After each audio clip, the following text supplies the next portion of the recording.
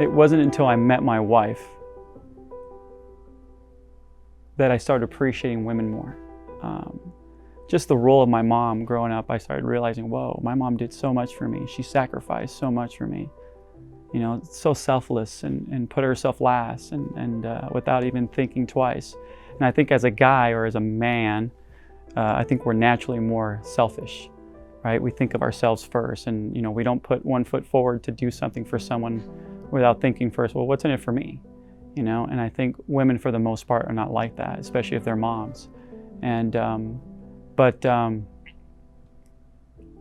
which is interesting because I started, when I first got started attempting to, in the working world, that's when I met my wife, and she introduced me to a company. I started working with her, and she was already great. I mean, she was a lot better than I was at making money by far, and I'm sure today, to this day, despite my whatever years of experience, I'm pretty confident she can come in, pick up what I do or learn what I do and out-earn me without a doubt. But you know, the thing I respect the most about her is that she was willing to, I mean, my wife's whole dream was to be some high-powered attorney, you know, live in some high-rise building, and she thought that was her mission in life. That was going to be the gratification, you know, that would make her happy, I guess, or very gratifying to her. But we got married, and she was really good at what we used to do, the business we were involved in. I mean, she was great.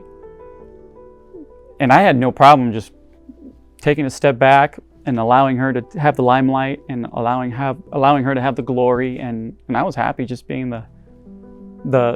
being Emily's husband. I had no problem with that. But then she started noticing, wait a minute, something's wrong here. You know, if I don't step down, he'll never step up. And I want him to step up because I want him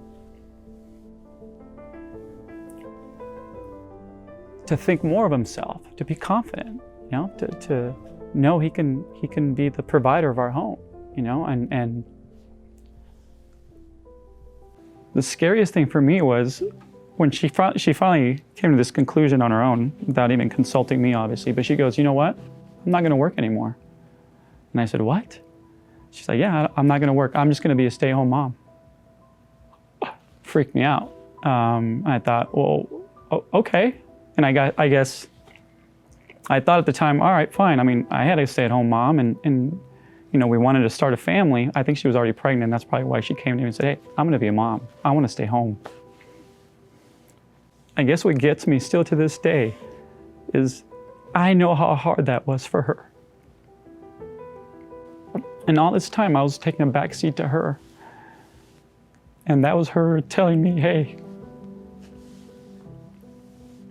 I'm gonna take a step back and take a back seat for you.